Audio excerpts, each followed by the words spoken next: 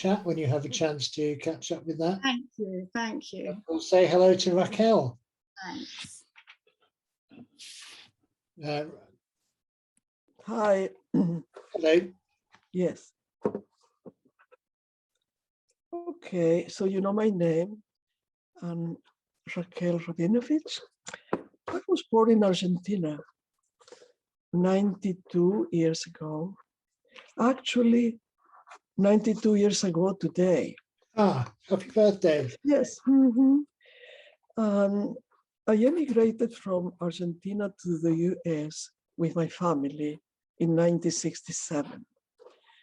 After some years in New York City, now I live in the countryside, in the Hudson Valley, which is in upstate New York.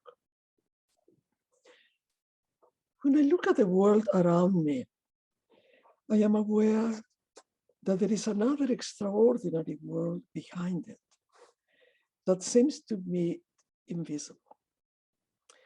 And I'm very drawn to this hidden world, which I have explored in my paintings, sculptures, and drawings during the last 60 years.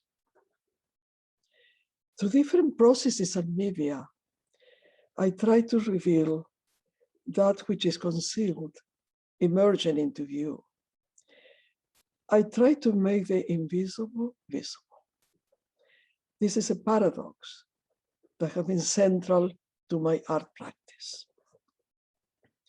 One example of my fascination with that hidden world and its emergence into view is my Hudson River project, entitled Emergencies, which I did over a number of years on the banks of the Hudson River. This is a series of stone sculpture installations inside specific locations which I created at the edge of the river at low tide. By the way, the Hudson is a tidal river. The sculptures exist in a continual state of flux, being gradually concealed and revealed with the daily rising and falling of the river tides. They constantly emerge and submerge in and out of view. At high tide, the sculptures are concealed, covered by the waters, and it takes 6 hours for them to be gradually revealed until they are in full view at low tide. Then it takes another 6 hours for them to gradually submerge until being completely out of view at high tide. Well, some of the pieces over time disappear from view entirely. New pieces come into existence. For me, this echoes the story of our lives. Stones are repositories of history. For me, the layering in my sculptures suggests geological and cultural times. They evoke the history of the earth and humankind, and also function as metaphors for the passage of time and the ephemeral nature of existence. What I would like to do now is to show you images of those installations, some of them anyway.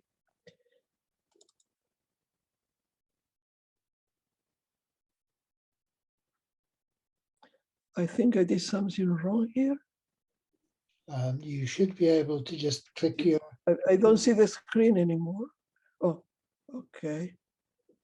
Can you see the images? No, I don't think you've Oh my God. shared your screen yet. Then I have to go. How do I get back to the screen? Unfortunately, I can't help you because I can't really... Okay. Hi, Raquel.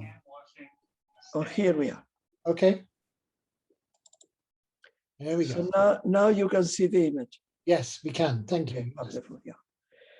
Okay, this is one of the first pieces I did using marble. You can see the white stones. And this is almost high tide. The piece is emerging into view.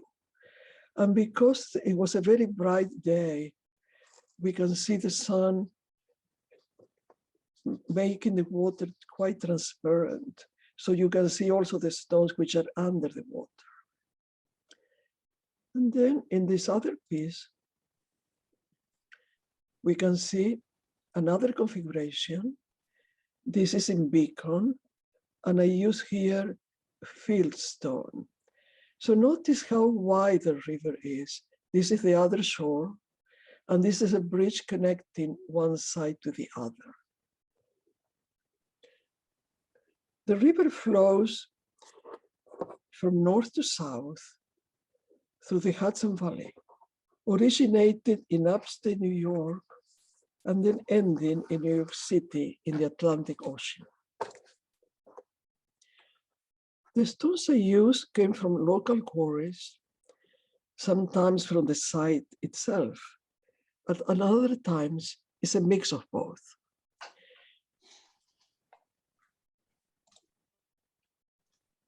This is another view of that piece in which you can see it's partly emerging and partly submerged.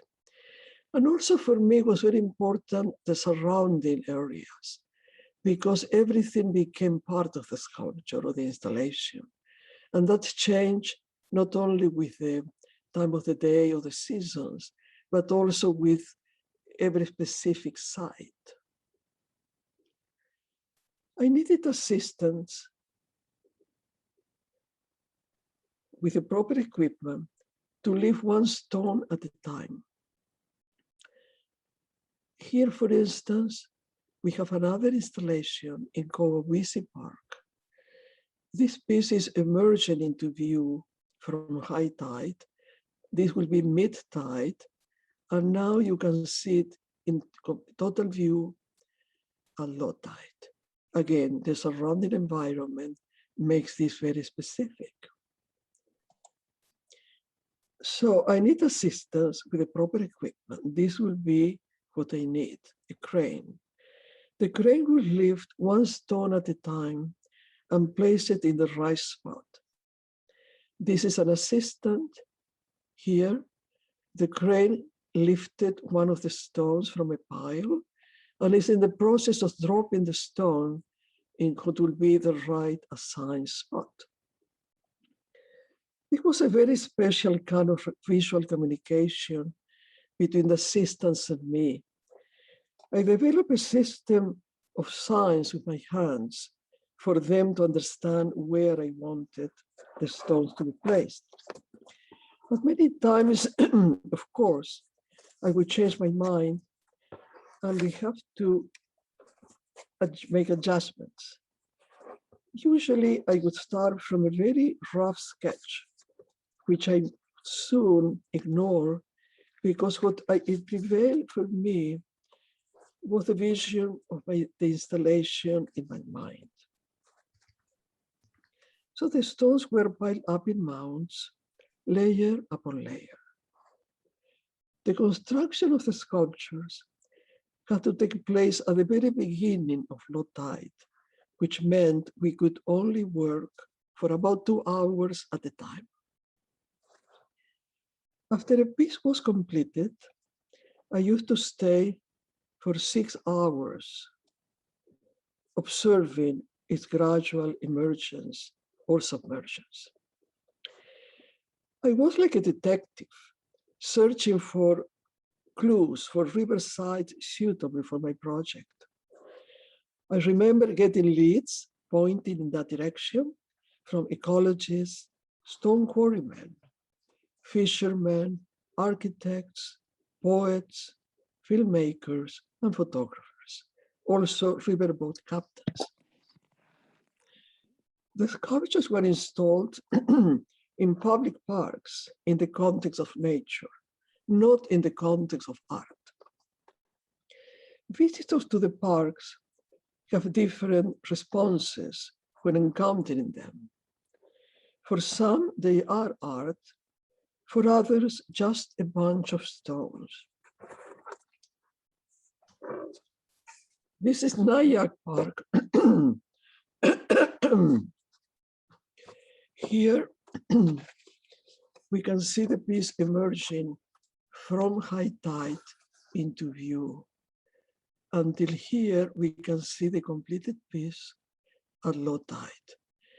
The stones have different textures, different colors. This is called diabase, different surroundings. Raquel, I don't want to interrupt, but I'm going to give you 2 more minutes. Yes. How many minutes? 2 minutes. Oh, only. Wow. Okay. Sorry. Every time one sees the sculptures, they're different, as you can tell. And this reminds me of Heraclitus' famous quote, "You cannot step into the same river twice." We can also say, you cannot see the same sculpture twice. Many years ago, I was visiting the magnificent ruins of Machu Picchu in Peru. These were the stone ruins of an ancient city from the time of the Incas.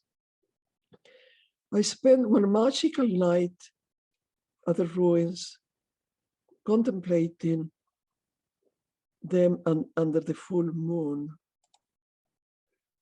And at dawn, they disappeared from view under the clouds. But gradually the clouds lifted and Machu Picchu came into view again. Little I knew at the time that a seed was planted in my mind from that experience, and that it would give birth more than 20 years later to my Hudson River project.